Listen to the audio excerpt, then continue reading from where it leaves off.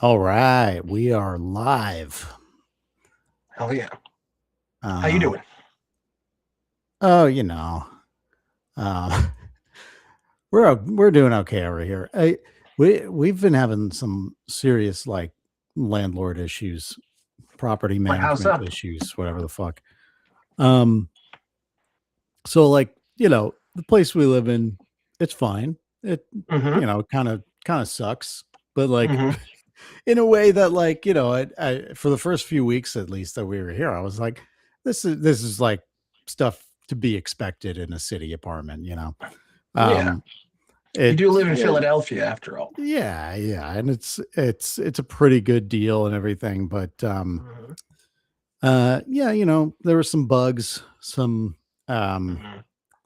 uh some there was a leak that seemed to be like condensation or something from the AC or the showers or whatever. And Mm-hmm. then but like some things like that, the leak started getting worse. We are getting like, you ever have a leak in this in like a that's above the ceiling, not coming through yet, and it's like the water bubbles. Um Oh, yeah. brother. Oh, trust me. I've had like my in my old place in Dorchester that I lived for 10 years. At one point, I had the entire ceiling collapse in just like a pipe burst and Jesus. just just punched water punching through the ceiling, covering everything, spraying anywhere. And I was like, I was taking a nap, so I was like in deep sleep mode. And man, it was That's hell. crazy. Luckily we haven't Yeah, had that yeah, exactly, it but sucked. yeah. But yeah, we kept noticing this, and at one point it was dripping. Like there's two spots in one of the rooms that this was happening, and Mm-hmm. um, it was like fully dripping.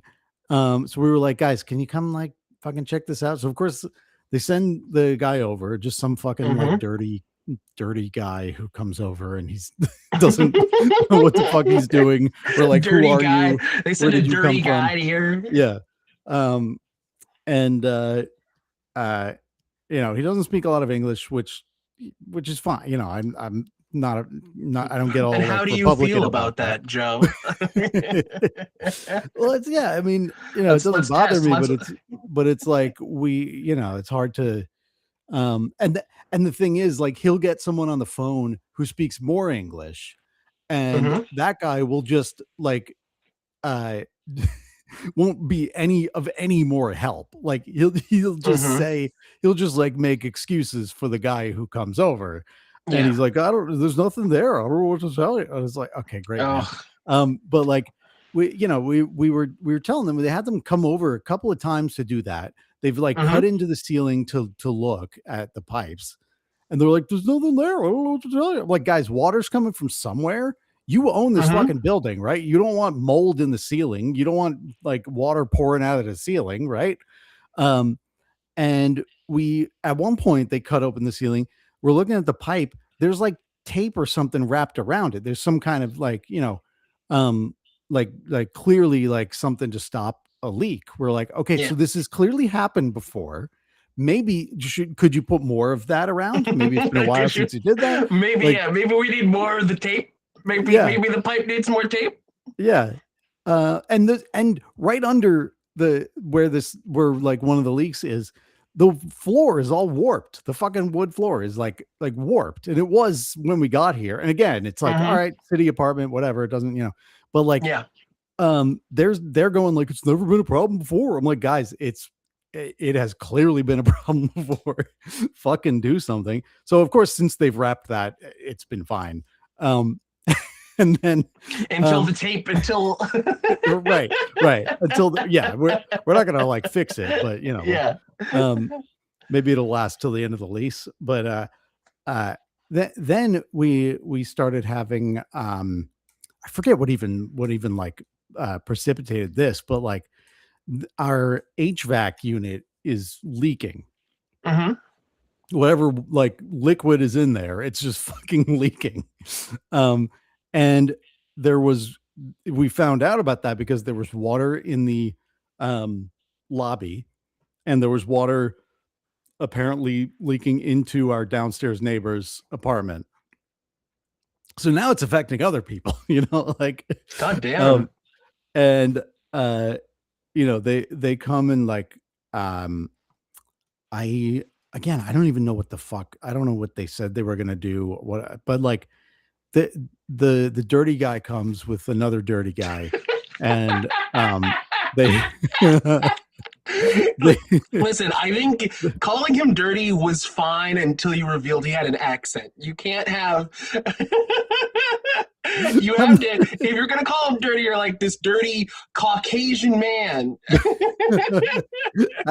I haven't said his race because it's not important to me, Justin. But Oh, okay, all right. but I mean, we it's live one in of a, we live it's in one an of the area dirty with ones, apparently. we live in an area with town on the end of it. No, Okay. it's obviously nothing wrong Mhm. with yeah, but like it's because that's not the issue. I'm sure like there's plenty of times you get like a maintenance worker over who barely Mhm. speaks English but knows what the fuck they're doing. Like that's not it at all. It's just like on Yeah. top of all of this, it's like we can't even communicate. Um and Duolingo only goes so far. I've got, uh I'm working on it. But You got a few sessions before you yeah, can yeah. But this fully guy comes communicate. over with another guy this time. They work on Mhm. on this HVAC thing for hours. Like they are there for like a day, like most of an afternoon. And they leave and it starts leaking again. And That's Jesus um, Christ, dude. yeah. And so we contacted them and we're like, yo, guys, like, I don't know what you did, but it's still happening. And we said, like, okay, this guy that you send over Mhm. has not actually like fixed anything. The one time that like the leak was wrapped, like we had to tell him to do that. And most of the time he comes over, does something, and nothing's fixed. So you have to send an actual HVAC specialist to look at this. And we got maybe my favorite thing I've ever heard from a landlord before. This dude goes, we talked to the HVAC specialists and they said to just monitor it for a few days and see what happens. And I'm like, no, you fucking didn't. No, you didn't talk to nobody. Fuck you. And my wife goes on Reddit to some like HVAC subreddit and posts like pictures, describes the issue, and of course everyone's like, yeah, that's a problem. Like what you need to fix this, or like worst case could be this, but it's definitely at least this, whatever it is. And so she writes back to the fucking property manager, whoever the fuck we're talking to. I don't even know. But Mhm. like I think this guy's the landlord, and she writes back with all of this. She's like, so we talked to some HVAC specialists, and here's what they said. And the next message from the guy is like, so we can send an HVAC guy over on Saturday if that works for you. It's the same guy. Yeah. That same guy. Oh That my was god. my. Yeah. If they send the same guy, because yeah, they were like, we can come empty there's like a bucket under the thing because it's leaking. And they're like, we can Mhm. come empty that for you every couple of days. We're like, what is wrong with you? Fix Are it. you stupid? Yeah, I mean, Uh that yeah. was like the case with my landlord back in Dorchester when I lived there, where it was like the dude he sent was it was the same dude for everything. And it was clear that this dude, was decent at a million little things, but not great at any one thing. And so, like, I don't know, man. It's just, it might just be fixed for better or longer if you just pay somebody who knows what the fuck they're doing to come out instead of like a guy who kind of knows a way to kind of patch it up for a while Right. and then it problems. I mean, like, literally, we like finally convinced them to like swap out our toilets because like the bottoms of the toilets were just rotting.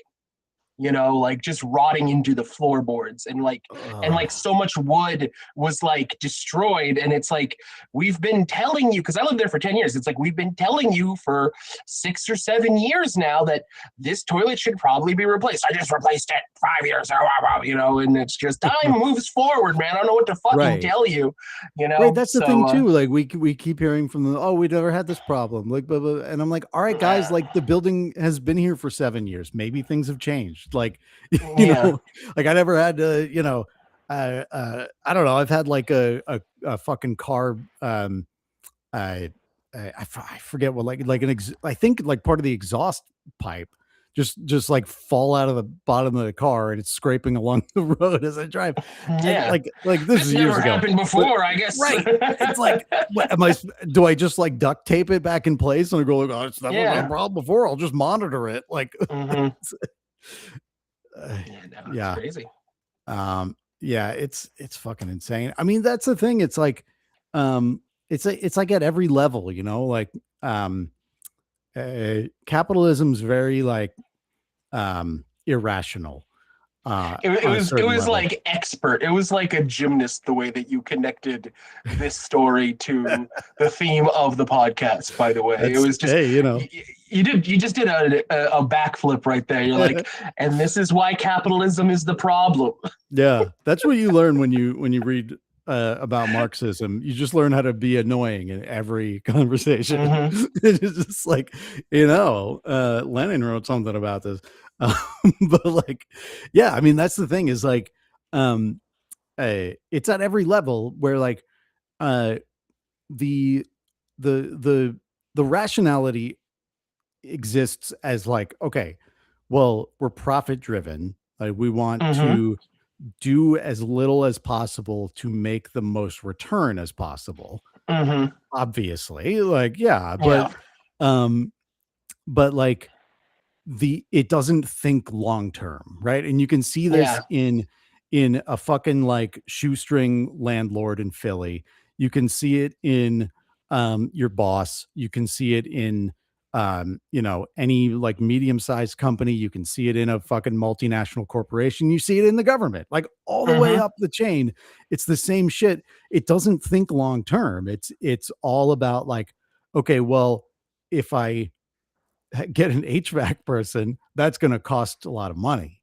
Yeah. And instead of going like, obviously, like there's people who are better about this, but so much of the time it's like, well, I don't want to spend a lot of money. So Yeah. like I like Yeah. eventually if like my tenants can't stand it, they'll probably just move somewhere else. So Yeah. like, that's it. That's just how it goes. And that's why like, socialists make much better capitalists Yeah. because you look at like Sohran Mamdani, that's a capitalist city he's in charge of, and it's running a lot better because he decided, I'm going to come in and make, steer this towards actually doing shit for you instead of, you Yeah. know, I mean, and it's one of those things, right? Where my ex landlord, right? Like for years, we were telling him swap out the toilet, and that's like, I don't want to pay for a full toilet. But now you've paid for a new toilet, and he had to literally have a guy like go in and just rip out a bunch of rotten wood, like that went down like at least like a foot or something, and it's just so like, and I guarantee you that was probably more expensive than if he had just replaced the toilet like 5 years before when we were saying it's kind of issues there, like it kind of seems like this toilet is, like we've had a couple guys come in and say like this toilet's on its last legs, and it's just like right. it's brand new, and so anyway, so Yeah. capitalism is unsustainable. Yeah. um And that's Welcome to the podcast.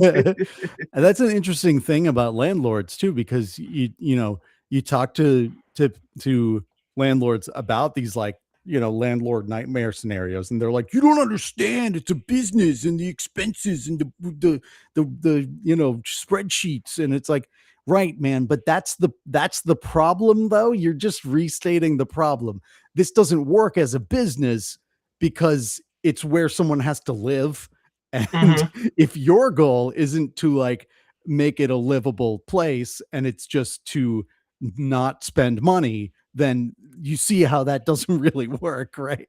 So Mhm. it's like, yeah, it's um I think people just think like Soviet block housing and like the projects and shit, and it's like, no, if you put money into it and it's not Russia 100 years ago, you could actually do some really nice stuff. Like there's places in Europe, like Vienna has like incredible public housing. Like 60% of the Mhm. population lives in it, and it's like really nice and costs very little. It's so yeah, that's I don't Yeah. know. I guess what the fuck do I know? I'm just a dumb commie. Yes, indeed. I mean, I think like it is so funny, like watching all these DSA people win. Right, we just had Angie Nixon a Hell couple yeah. nights ago in Florida, which was insane, and definitely took some of the sting off of the Oliver Larkin loss. Yep. I really was pulling for Oliver Larkin, although I knew even when they were releasing polls, they're like, oh, we're 2 points behind in polls. I think this year has shown us, like more than any other, like polls are dog shit. Polls are, polls, they just right now, just the populace is so disconnected that there cannot be one poll that like really successfully encompasses everything, right? Yeah. It's like, because we don't know how many, like, we don't know how many people that like these, any we don't know how many young people are going to be brought out by this, especially some of these Yep. candidates are, heavily supported by Hassan Piker, Mike from Philly, right?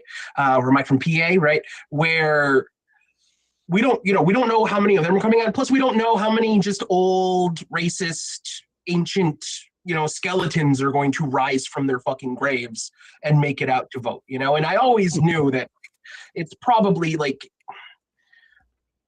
Florida being so, one, Republican, and two, being so like the people who are not like strictly Republican are like old Jews, right? Like old Jews, like that are, from like New York, right? Like Seinfeld's parents from New York, right? That's Right. kind of And often the more conservative ones. Like, yeah. Also, yeah. often the more Not conservative, always, where they're but Democrats, but they're conservative Democrats, and they sure do love a certain country that kind of permeates everything. And um, so I always thought that Larkin was like a long shot, and especially where he was basically a complete unknown who had no political history. And then he still got what, like 34, still got over a something like third, like that. 36 or something. Like he got over a third of the vote, which is not terrible for being out of nowhere. And he really was only like popping off for like the 2 to 3 weeks, because I never heard of him before until he had that legendary Fox News clip where the dude was like, how many children are worded do we need to have? And he's like, well, you want to talk about that? Let's talk about your president, and the guy's like, okay, we're wrapping it up, thank you for coming, and Yeah. Suddenly so we're out of time. That's weird. Oliver had that amazing clip, and then and then just proceeded to just go on a bunch of places, right? Went on a bunch of places. He went on that local news station in Florida where it was like, there's a genocide happening in Israel or Gaza, and she's like, that's factually untrue. Yeah. It's That just was amazing, because that was like uh such a demonstrative moment of uh-huh, like the uh-huh. Israel psychosis, because that Yeah, lady seemed fine. Like she was, she was asking, it wasn't like a totally like softball interview. Like she was like, yeah. but she She was was like, she seemed inquisitive up fine. to that point, Yeah, she from what I've even seen. like, I was impressed because she was like, okay, so I really want to understand this. So I looked into like what democratic socialism is and all the, and like Mm-hmm. that was impressive. I was like, okay, this is a fair interview. Um, and yeah, then she just fucking goes off the rails, cannot help herself but to cut him off and all this shit. It's like, I'm sure you didn't agree with him about everything else he was saying, but for some reason it's only this that you're like, no, actually, like Yeah, no, it was crazy. It was like watching somebody's Manchurian Candidate programming like kick yes. in. But so anyway, so him losing was a little sad. It was very funny the way that Jared Moskowitz chose to celebrate his victory, which was my condolences to Hassan, which is it's The- like, okay, man, all right, yeah. this is, you know what I'm saying? Like, you're really proving you belong there with that one. Yeah. It's like these, people are just we're just trying to get people healthcare, dog. And so, but so Angie Nixon, right? And so Angie Nixon won. That was very sweet. It's going to be very interesting to see how that race moves forward. I wonder if, because she didn't get endorsed by Bernie or AOC, I wonder if Yeah. they are going to, I hope to God, where, because they didn't support Francesca in her primary, but now that Yeah. Angie is the, is the guy, right? I hope that we're going to get an AOC / Bernie endorsement and they're going to go down, because I mean, like, if we can flip a Florida seat, dude, like that's Yeah. that's nuts. That would be incredible, because that is such a like slap in the face to the like, the DSA can't actually beat Republicans. And it's like, oh yeah, yeah. What's been happening in Florida for 25 years, motherfucker? Like, Yeah. but yeah, I had barely even heard about Angie Nixon. Like, I think I'd heard her mentioned a couple of times, but I mean, first of all, she's great. Like, she's very solid on the Mm-hmm. issues. Her like you know, experience is not just being a state senator or state rep, whatever she is. Mm-hmm. It's very much like on an organizing level. And yeah, I mean, that's like, the Senate's a big fucking deal too. Yeah, Mm-hmm. but it's like, yeah, Oliver was always a long shot.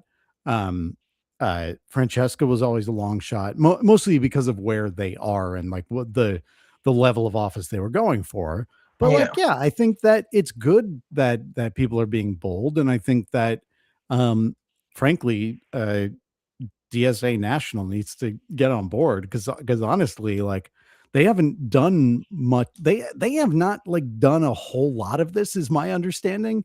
Mm-hmm. Like, they will endorse I some of know these that they put people. out, was it they had their president, the national DSA president, went out and did an interview, and apparently she just cratered, like she just was not ready for prime time.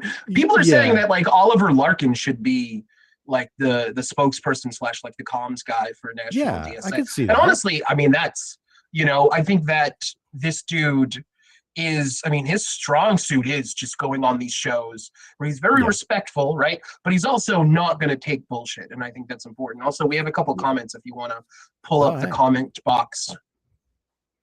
We got Varun 91644 -W. Wait, can we get this on screen? Okay, yeah. There we go. And so one of KFC and Islamophobia is real. Number or.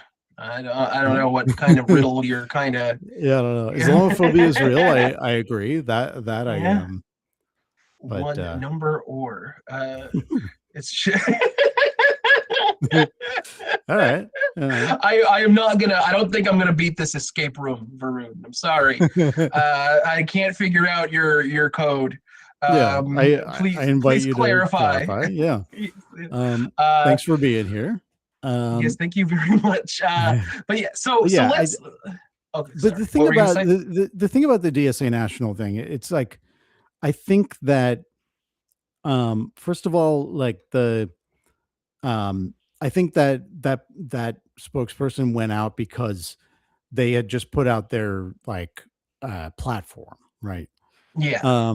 And the platform, I think, is a little problematic because it uses some of these Was it slogans the that, abolishing prisons and stuff? right, which, like, Which again, I it's don't like, know if that. right, but it's because it's the same thing that, like I think it backtracks too much, because what we've seen over the past couple of years is like Zora Mondani and Abdul, who's not DSA, but he's aligned, and like a lot of Mm-hmm. these people figuring out a way to be like, okay, defund the police, whatever like scary thing you think that meant. That's not what I'm trying to do. Mm-hmm. Here's what I'm trying to do. And then they explain it. And it's like, okay, what they're saying is basically what defund the police meant. But Mm-hmm. instead of saying the words that just scare people, right? We're not going out and saying we're communists, right? We're saying we're the democratic socialists, right? So like Mm-hmm. the Republicans are very good at this. And we need to Yeah. like the left needs to learn how to manage those things a little better, because for Zoran to like set the stage and all these people to be able to you know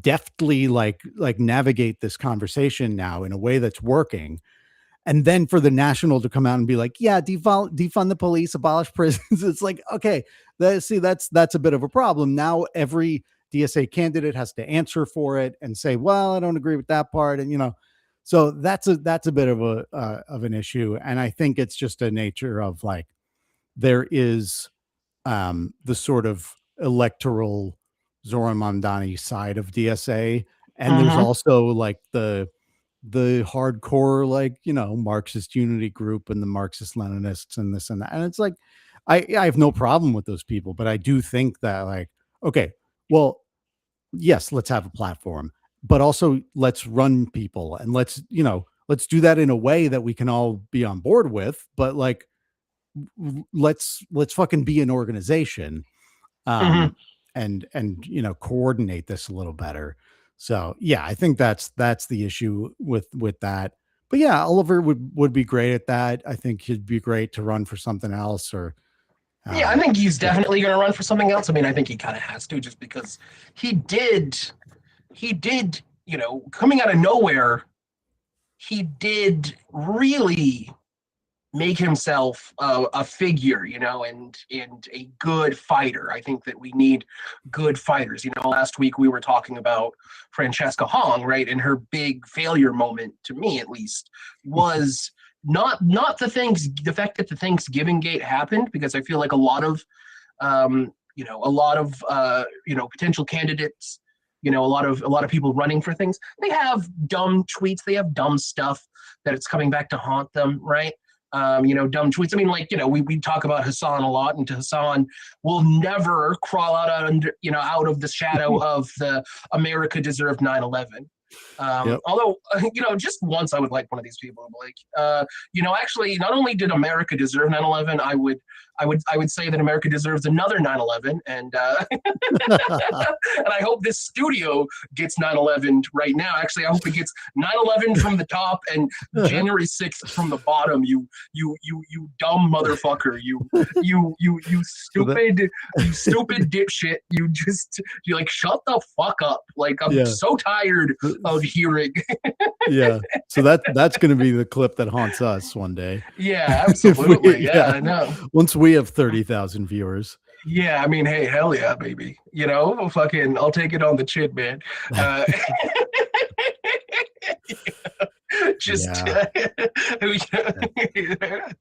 but I just think that it is so annoying and stupid, just the way that, and I think that it's always been this way, but I think that it is so obvious now. I think back when, all you had was establishment Democrats versus Republicans, I think that they could keep the discourse stupid in a way that they just everybody's saying stupid shit, and everybody's just trying to distract you because they're Yes. in tandem, they're in cahoots, they're the same party, right? So everything is service level. But now that we have actual candidates who are running and winning, that are like, hey, I want to, like, we want to dismantle some of this evil shit. We want to, like, make your life easier, right? You'll have these cable news people that are just like, like, did you see that clip of Scott Hannity? That's what I'm going to call him forever now, by the way. Scott Hannity. His name is, other people call him Sean. His name is not Sean. It is Scott. But Scott Hannity, he was talking to I think was it Oliver Larkin, right? Where he started yelling. He's like, Biden. He's like, Biden abandoned the astronauts on the space station. Yeah, you know? It's like how far off track can you get in like 2 it's minutes, just, dude? Biden was not DSA, my man. Like, Right. Yeah. Biden, Like, do you Biden. want to know what Oliver Larkin probably really thinks about Biden? Because that's Yeah. like, that's not the own you think it is. I think Biden deserved a 9/11, honestly. Yeah. Wow. Critical support to cancer. I'll just yeah, his body's getting 9/11. Yeah, this is the clip that's definitely gonna haunt us. Okay, so but yeah, so I don't know, man. It's the fucking double standard is just insane to me. Let's pull up this clip. This is part of a larger video, but this is some dude. I couldn't find this clip on its own, so I had to like I had to find some dude covering it and then scroll. But so this is Michael LaRosa. Have you seen this clip? No, I think I heard about this. So Michael LaRosa went on C-SPAN. He's a Democratic strategist who used to work for the Bidens, right? Okay. This guy has been part of like a, Democratic think tank. Like he's been, behind the scenes on like, I pretty much probably every modern, I would assume he had some role in like every modern like Democratic campaign, right, for the last few years, right? And this dude went on C-SPAN, asked, and because he is very much anti-Abdul, right? Very much anti-Abdul. And this is him getting so it's a call-in thing, a caller from Michigan, who is a Haley Stevens voter, all right? Haley Stevens voter who is now gung-ho for Abdul in the general, right? Yeah. Asking him, why would you not be? And listen to this dude's fucking response, man. Are you? I mean, you come on a national show and you say that a must-win state like Michigan has an unfit candidate in El Said for Senate. And I can see you saying that maybe in the run-up. I didn't vote for Said. I voted for Stevens. And it's okay. You could have promoted her as well. But now that we're down to the general, and are you trying to get Democrats not to vote for him? You can have your own personal views, which is fine. If you don't. Spoiler alert. Yes. Like El Said and others. But as a Democratic strategist coming on a national program, I think that's totally unacceptable. And I think that you're doing a disservice. What do you say about Stanley, that? before we talk to Michael, you said you did not vote for Abdul. Real quick, I'm going to stop interrupting, but the look on the face, man, that's a tough face. Jesus Christ, it looks like he's El Said. pouting or like almost about to pout. Will you support him in the general election? Yes, I most certainly will, which is the reason I'm calling, as I'm calling on the Democratic line. He is not DSA. People try to put him off as DSA. He says he's not DSA. The DSA did not endorse him. And even if he was, I don't understand Michael coming on and doing that. Yeah, great. Let's get an answer from Michael LaRosa. Well, I've never supported. Oh. Wait, is this the immediate laughter? A Republican in my life for the Senate, for the White House, for Congress. And I don't live in Michigan, so, I mean, my opinion really doesn't matter that much, but dude, give me a break, man. If you just say who little old me, like at least be honest. Play the clip, bro. Play the clip, dog. Just play the part if this is the part you want to play. Read the script. You don't have to package it like, who little I don't live in, who even cares what I think? Who the fuck is this? I'm just on national television. I'm just, literally a strategist. I mean, I'm just, would never support El Sayed for a couple of reasons. One, there's certain things that do transcend politics, that do transcend parties. And that's okay. That's what I was saying. Vote blue no matter who. The problem with that is who still matters. At least it matters to me. And I just... It's like so... funny how now it matters. Yeah. It's just... but that was people's point 2 years ago with Kamala. And, your whole messaging was, you guys cost us the election. Fuck you. Now all of this is your fault, right? But now it's like, but he wants to give people health care. So now it matters because I don't want you to have health care. I want you to die in debt because you got cancer or some shit, right? Yeah. Anyway, so let's oh, sorry. He's got this like, I just can't face him. There's something about him that colors look at this. Just look at this fucking you can just I don't know, man. I fucking hate this guy. Okay, anyway. Come from a time when I watched people jumping out of windows on 9/11, 70 miles from when the towers were falling and burning for 3 months. Fuck you. Could smell it from where I was from in Pennsylvania because of how the wind blew. And it's personal to me. And that's the clip. That's basically the clip. I don't know what happens after there. Nobody's covered it. And I'm pretty sure this dude's about to, whatever video we're watching is about to this dude's about to just opine on this for an hour. But just blatant. Just right. And I'm sure if you pressed him on it, he'd be like, well, no, I'm talking about that because of the Hassan Piker thing or whatever. And it's like, yeah, but for some reason that only comes up with Abdul. Like there's like a particular effort to tie that to Abdul as if he said it. And it reminds which is what they did with Barack, what they did. Hillary started with Barack. Yeah. Right.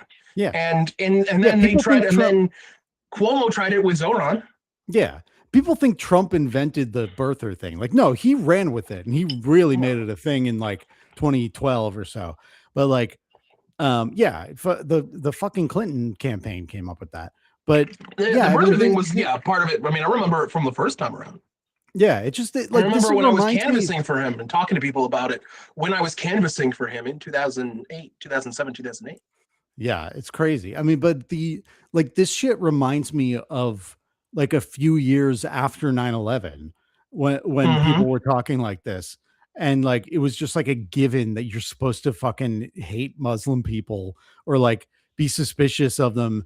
And like there was like something where like, they were like, oh, they're trying to build a mosque near 9/11, like a victory lap. And it's like, first of all, I don't think it was even a mosque. It was like a, Islamic like cultural center or some shit. But it was like, yeah, man, this is America. You're allowed to fucking build a mosque. Like fuck off. What are you talking about? And people would go, oh, but why do they have to put it there? I'm like, I don't know. They probably live there. You fucking idiot. Like what do you think? What's the connection? Like, are these guys like Saudi Arabian, like Muslim Brotherhood, like connected to the royal family? Like, what are we talking about?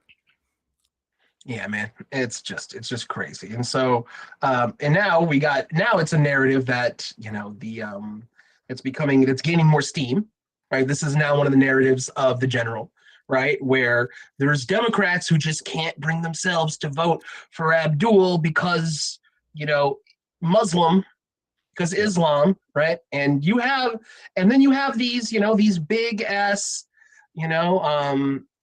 these big Democrats, these prominent Democrats like that dude, right? Who's been influential in, for years, just saying the most fucked up, insane shit, so, we got so this is an article just kind of breaking it down. We just got multiple people, Rogers, who is notably ducking debates with El Sayed. That's so right. Fucking lame. El Sayed, he's challenged him to 5 debates. Mike Rogers has not responded yet, mainly because he just doesn't know when he's going to be back in Florida.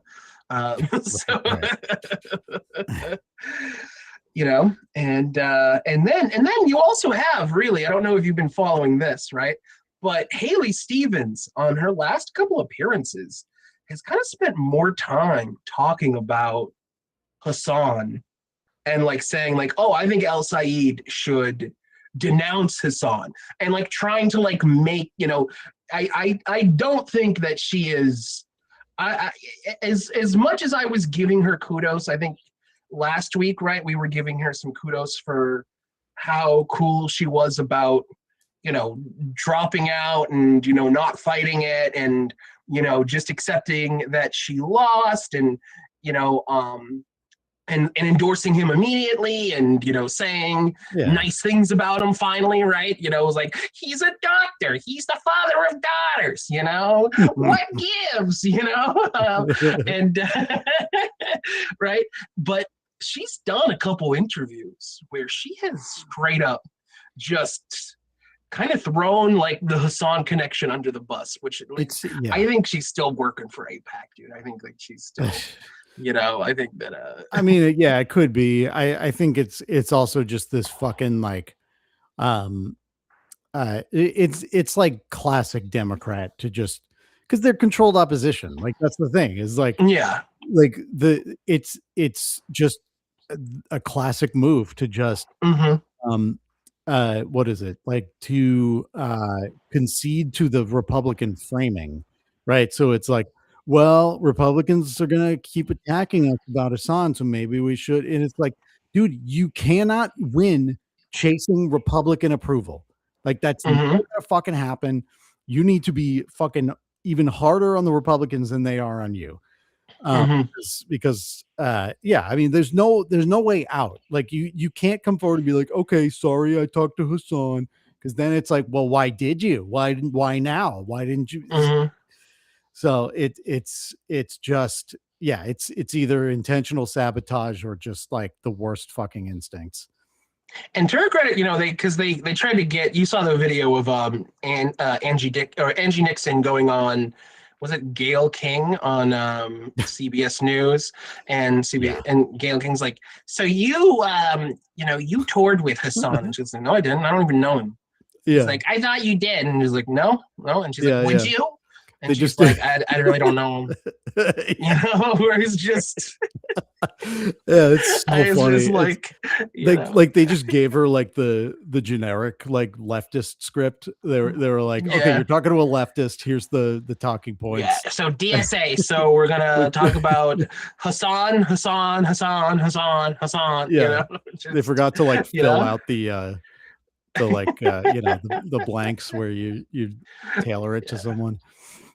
So I also got a clip because I also just don't want to give all the air to these fuckers and not at least. So this is so if you pull up this clip that I have locked here, I've loaded. This is Abdul talking about this shit, and I'm hoping he comes, I mean, I assume just based on everything I've seen of him that he's just going to come out strong, because I do think you need to come out strong and come out against it, right? So let's hope. There's been a effort, I think, to divide people against each other. And unfortunately, you see that the consequence of that, to tell us that some group or another group have to be counterposed because there's not enough for all of us. I am Arab. I'm also African. My family immigrated to this country from Egypt. I'm proud of my African heritage. And when people try to divide us based on identity or ethnicity, sometimes we miss the nuances that make us whole and that make us human. And regardless of what my name is or what my heritage might be, when I look at my daughters in the eye, the question I'm always asking is, how do we build an America where they and all of their sisters and brothers, regardless of their color of skin or where they grew up, have the basic things that they need in their lives? And my work has entirely been about dignifying that. I left a role in the academy to come to rebuild a health department in the city of Detroit, to serve what was at that point 85% black city. Because I also understand that if we're not serious about racial equity, we're not serious about building the kind of America that America is supposed to be. Put glasses on tens of thousands of kids' faces, took on big corporate polluters, inspected schools when their boilers weren't working, made sure that they weren't drinking lead in their water, eliminated medical debt. And that has been about a service that is rendered to communities that might not look like me or pray like me. But we certainly hold this space, this America, together. And when anybody suffers for lack of the kind of government services they deserve, all of us suffer. So that's been the vision that I've operated on my whole life. Now, there's always going to be folks like Donald Trump or J.D. Vance who want to divide us and tell us that if one community has any success, the other community loses it. That only some groups of people can thrive here. But I've always believed in the kind of America that I saw in my own house. I grew up in a house built by Muhammad and Jackie, Egyptian immigrant from the northeast corner of Africa, and a daughter of the American Revolution whose family's been here since before the Revolutionary War. And I saw what they built together. A home that's greater than the sum of its parts. So I'm really grateful for that. And the only way you oppose the kind of zero-sum politics that tell us that there's only enough to go around for a few is to come together with communities believing that what we can gain together is so much bigger than what we fight for alone. So, you also Kyle, no. Kyle, good jump scare. Kyle talking about a fucking moist critical video. So yeah, I mean, was that a question about Hassan he was answering, or no? I think it was there's some crazy change to like YouTube rules, like YouTube view rules, which actually I think I was skimming them and I was like, that actually might help us. Okay. It's like apparently like they're like changing like the threshold for like what counts as a view. So oh, that's good. You know, yeah, I know they're like so raising the threshold for monetization, but if they're but they're also making it the, easier to yeah. So because not every view is a view. I'm sure that I'm sure it's gonna break in a way that helps creators. I'm sure it's not for them to make more money. Always. You know what I'm saying? So like that Abdul El Sayed, like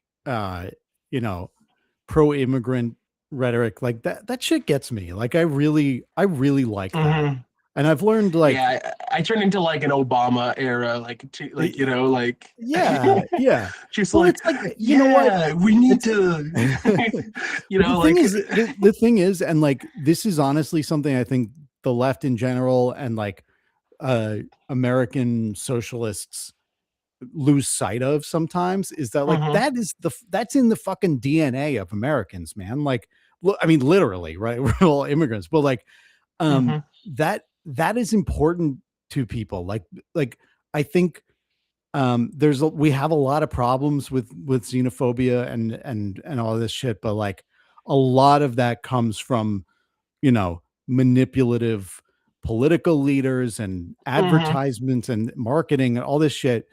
I think that is the cool thing about America, like that people come from all over. When Trump is like talking about ending birthright citizenship and this like ending this type of immigration and this and that, and it's like dude, there were fucking open borders, and my like dirt poor fucking olive farming Italian like ancestors came here on a fucking boat, and they went to Ellis Island, and they were like, okay, you're good, like you're not like super diseased or anything, like all right, yeah, you're good, come on in. And then fucking pizza and ice cream and like Little Italy and yes, we and have all those things because and, your ancestors came. Right. Yeah. They invented it. But yeah, it's just, it's like, yeah, man, I don't like that. That's cool. And like, I wouldn't be here if it weren't for that. And it is like what's important about America. I grew up partly in Queens. When I was very young, we lived in Brooklyn and Queens. And it was very normal for Queens is an incredibly diverse place. It was very normal to know Chinese kids and black kids and Russian people and like, plenty of Jewish, Catholic and other like Christian denominations, Muslim kids. I had a friend who like wore a turban when I was in kindergarten, and I didn't think any fucking thing of it. I was just like, oh, cool. What's that? And he's like, oh yeah, this thing we wear from, Bangladesh or Pakistan, wherever he was from. But like, it's like a dope Aladdin hat, it's awesome, yeah. And it's like, oh, cool. All right. Yeah. He wears that. And like, I don't know, like, I know some Jewish people, they wear a yarmulke, it's like to go from that to then like, the rest of my childhood was in Connecticut, and it was, the part of Connecticut we were in was a little less diverse, I'll say, but It was not like a super, I wouldn't say like racist place. It wasn't like a very conservative place. It was um, so, but it was weird to go there and be like, oh, everyone's white. It's okay. That's fine, I guess. But that's weird. That there's just like no other kind of person here. There's like a handful of Jews, but like, it's just, that was weird. And then to learn more about the wider world and the wider country, and seeing how fucking like hateful and disgusting especially the fucking Republicans are. I'm like, fuck you, man. Like, no, you don't get to do that shit here. That's not how we fucking do it. And the worst moments of the history of the US are when those attitudes have been allowed to fester and spread. Right. And especially right now in this moment in history where I think that they are being really base boosted in a way that, I want to believe in my heart doesn't represent, quite so many people, obviously, you know what I mean? Obviously, yeah. And I think a whole fuck ton of people in this country are racist. Yeah, absolutely. And I do think that like when prosperity is shared among more of the population, and you have more of a social safety net, and just, everyone's allowed to participate, and people are mixing more and everything. Like, I think that makes people less bigoted, but it's not going to dissolve it. But I would say there was a period of time in this country where, like, if you were racist, you shut the fuck up. Like, you're not going to go out and say all that shit. Make racists shut the fuck up again. That's really what we need to get to. That was when America was truly great, when racists felt, make racists afraid again. There's a great song by a German punk band called ZSK called Make Racists Afraid Again. But should reach out to them and see if they'll let us have that as the theme song. So read your childhood. So I grew up in Maine, so I was always surrounded by like 99% white kids. But I had Nickelodeon, so I knew other types of people existed. You know what I'm saying? I was watching all that. I was watching Kenan and Kel, you know what I'm saying? And, and so like, I do think that like, my, and it's how I kind of relate to people, nowadays, right? Where, I think that, through, like one of my best friends, like, we barely talk about, we'll maybe spend like 5 minutes talking about each other's personal lives. And then the rest of our hangouts are just about like Spider-Man and where the Spider-Man series is going, and shit. And so, the TV kind of raised me, right? So TV was how I connected. But, I came up at a time where like, a lot of these kids, Nickelodeon, Disney Channel, right? They were really, pushing, right? Like they had like black characters, Kenan and Kel. I mean, like they were, that was a huge show in the 90s for representation. It's just, two black teenagers, and so like, all that was very mixed. Great show, and we won't talk about, kind of the PTSD that a lot of those people have now that they, that's a whole other problem. Yeah. Great documentary. Right. But going back to like Abdul and all this, right. And just like, kind of like the Islamophobia and like the racism of it all. Right. It's just, man, I'm going to try to, when we get closer to the general, I do want to like spend some time phone banking. I've canvassed for Ed Markey here. I'm gonna do that again on the 30th. And God, I hope the last thing that I saw for Ed was he was up 30 points over. We're gonna knock on wood. He was up 30 points over Seth Moulton. Like, let's polls are bullshit, but let's pray, right? Yeah. And I'm hoping, because it seems like, there's been a couple polls that have come out for Abdul. And Abdul looking not terrible, right? He's looking strong, and I'm just, it'll be such an indictment. It'll be such a buzzkill if this dude can run a campaign that's so not focused on issues, right? Run a campaign that, where, especially if he ducks those debates, right? If he ducks all of the debates and he never does a debate, right? If Mike Rogers never does a single fucking debate, right? Where he runs a campaign that's so issues, secondary or kind of nebulary, right? What is something that Mike Rogers is offering his constituents? What are some of the benefits outside of Islam, Sharia law, and thank you, Zoran, for keeping that dude knows, man. It's like we gotta polish the street lights in New York. This shit needs to be sparkling. I need to give the weight glove treatment, right? God, it's gonna be such a I'm gonna knock on wood again. It would be such a buzzkill if Abdul lost. It would be such a buzzkill because here you have a guy who stands for something, who has actually accomplished. The dude was even talking in that clip, right? He eliminated a lot of medical debt for a lot of people. He has walked the walk. Obviously, like a senator is not like all powerful, right? And which is why we need to win back the Senate, and hopefully with enough of those people being like actual Democrats and not like part of the revolving villain block, right? You want to stack it with Democrats that are also not Fettermans, right? But man, dude, I can't wait to vote against Fetterman. Oh yeah.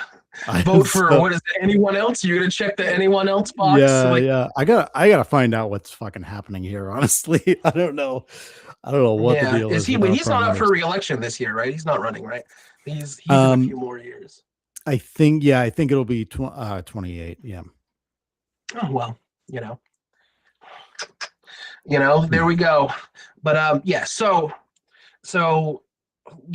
let's hope, and we're going to continue just saying nice things about Abdul, because he seems just like a genuinely good guy, genuinely quick, smart, funny guy, and also just seems to genuinely want to do good things. And I also think that hero worship in politics, I think that politics is like a team sport kind of mentality, is toxic, right? And if Abdul gets into office and he's just part of the revolving villain team, then fuck him, primary him, get him out of there, right? But I hope to God he wins. But anyway, let us move on, because I do want to talk about the funniest political story of the week. We've talked about kind of the most, the biggest bummer of the week, right? But the funniest of the week is, so we had Jon Ossoff, who I like his tenacity. I mean, I have looked him up on APAC Tracker. Don't do it if you want to like him. Because he's on the team, right? But at the very least, he knows that he's going to be running for president in 2028, and he is acting like it. And so he at least had a fun moment this week, and he really pushed a domino that has been very funny to watch just kind of play out. There's been just a series of dominoes falling in the media this week. The White House is firing back at Georgia Senator Jon Ossoff. His comments during a campaign event made him the latest Democrat to be the focus of President Trump's ire. Ossoff, who's up for re-election, took several hits at the president while speaking to voters over the weekend. The Georgia senator called Mr. Trump a crook and slammed his handling of the war in Iran. He doesn't want to do the job. He wants to build his ballroom and travel with Natalie on their apparently defenseless flying palace gifted by the Emir of Qatar. Chief White House correspondent Nancy. So he dropped that banger, right? He got it. I mean, hey, he say what you want about the guy. He cooked there. That was some Kendrick Lamar level, Yeah. Yeah. I mean, I will say to be a foil for this segment, what bothers me about guys like Jon Ossoff is it's so surface level, and you know, like fuck Trump. I'm not defending him, but it's like Mhm. okay, like yeah, like Trump hangs out with this weird younger woman and like she's clearly obsessed with him and like I don't Mhm. fucking care. Like I think it's hilarious. I think we're going to talk about her more, but like um it's like yeah, I don't care. And also like um he criticizes Trump's handling of the Iran war, and it's like not a fucking Democrat in the world can fucking bring themselves to be like, we shouldn't be at war. We shouldn't Mhm. be in this war at all. Yeah, This no, was he's very much insane. team And like you did yeah, it the wrong way. I'm glad yeah, that we're killing. I'm glad we're bombing. You know, right. who And we're also bombing brown people, but yeah, also like isn't Qatar a fucking ally? Like this is my problem. It's like, oh, and his palace gifted by the Sultan of Qatar, whatever the fuck he said. And it's like yes, I mean, yeah, fuck the plane. It's stupid. Like I don't you know, but Mhm. like so what is your issue with Qatar exactly? Like I don't know. It's just it's very vapid and like Mhm. not to defend Qatar either. Like they're as bad as anyone. But like yeah, it's just like I don't know what the fuck you're saying, man. Mhm.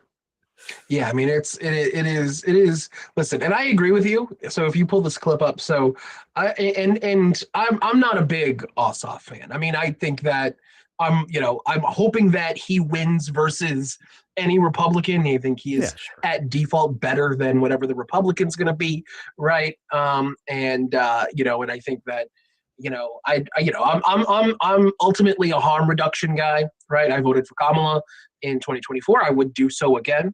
Although living Yeah, in and Massachusetts, my I'm vote down with isn't that as really. long as it's like strategic. And it's like, yeah, well, we have like the DSA people, we have the Abduls, and Mhm. then for when there's a lack of those, fine, do what you got to do. I'll Yeah, probably vote for exactly. You know. fucking Josh Shapiro for governor, but like, Yeah, exactly. you know, I have to But live here. but our criticisms of John Ossoff aside, it is funny. It is funny, Joe, that now this woman who has just been like has been just Trump's familiar for a little while, Yeah. is now become this heavily Googled. She is getting the TMZ treatment, and it's just I'm sorry, it is just so nice when that sort of shit happens to them.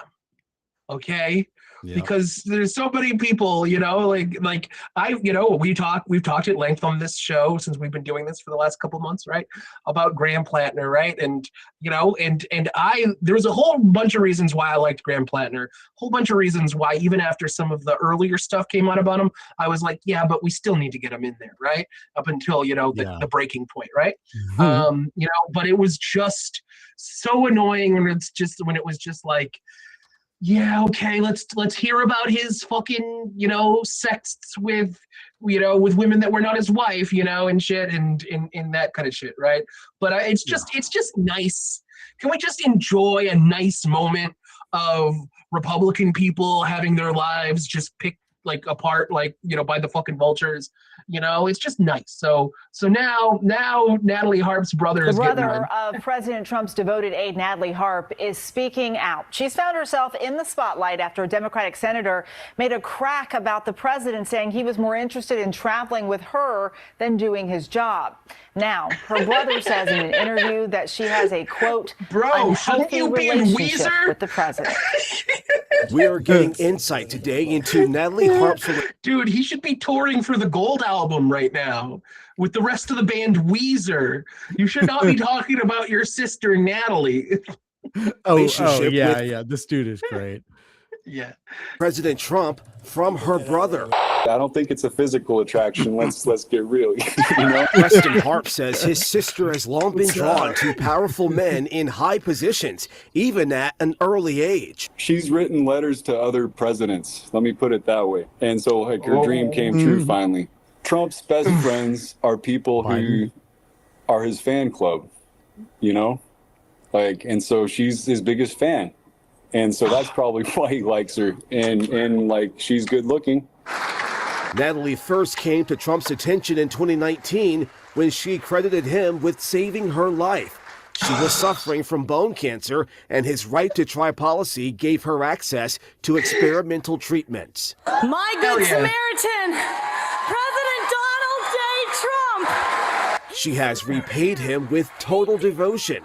CNN says in 2023, Natalie lost it when she was told there was no room for her in the motorcade that was taking the president from Trump Tower to Lower Manhattan. A screaming match then ensued in the lobby of Trump Tower at that time, with essentially Harp saying that the president had personally asked her to go, and she was so determined to not be left behind that she actually got in the trunk of one of the SUVs. That's obsession. That's like an unhealthy obsession with someone if you're going to jump into the trunk of their car. Conservatives are coming to Natalie's defense today. Dragging an unknown woman who's gone off to serve her government through the mud, insinuating that the only possible reason she could have a job in politics is because she's a concubine for a politician. It's despicable.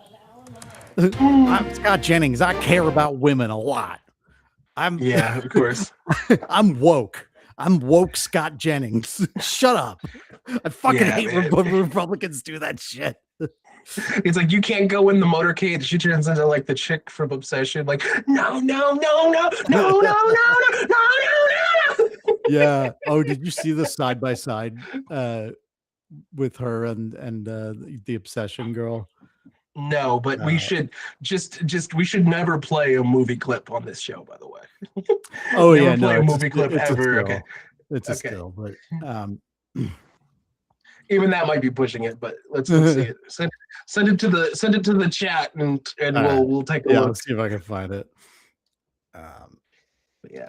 And I understand. And I understand where you're coming from with all this, that it's so stupid and it's so beside the point. And I agree. And I think that on some level, right, I think that, the Trump White House knows that it is it knows that it is just drama, right? But I think that they're, at the end of the day, they like distractions. I think that they, this is just the latest distraction from whatever horrible, evil shit, that they are planning on doing. And then I have another. So, but I just think that, we talked about in the past, we've talked about the buzzkill left, right?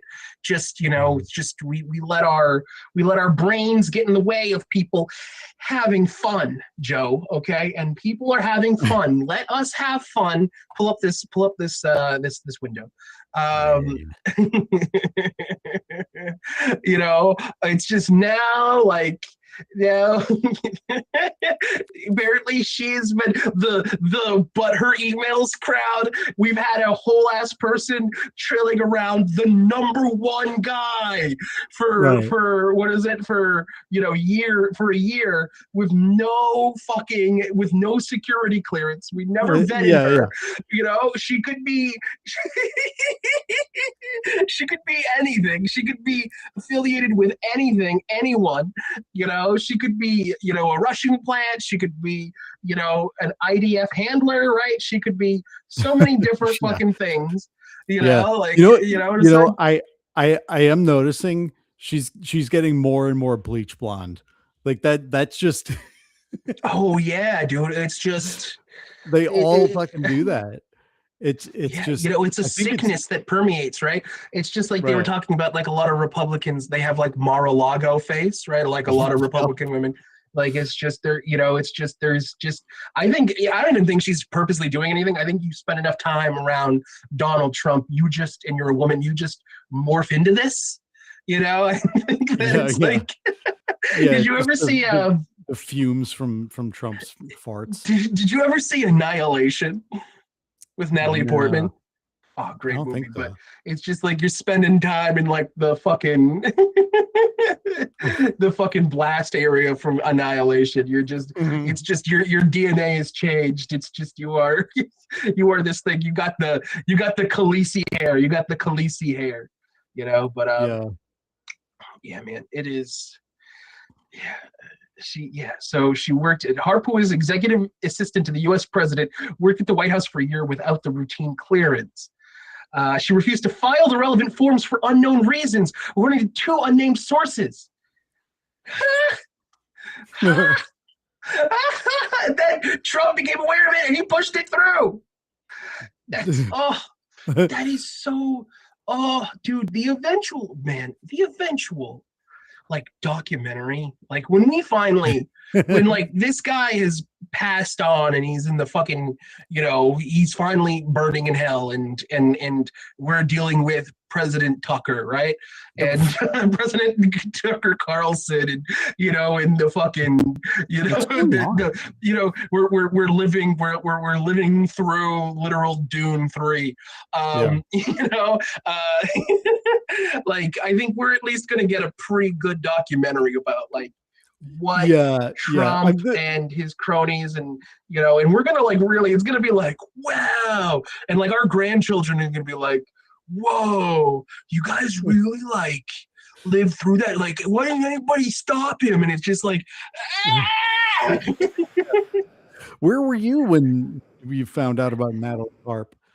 They were asking. It's like I was doing a fucking podcast, my man. You when JFK was shot. It was always an assignment. I was not alive. 100 of those for us. But yeah, so here I found I can't find the side by side, but this is the image they're talking about. I think it okay, yeah, pull it up. This is let me zoom in. Like this is her just yeah. Is that real? Is that a real pic? I think so. Or is that like Photoshop? Dude, really? No. That looks Photoshopped. I don't know. Is that it's the New York Times.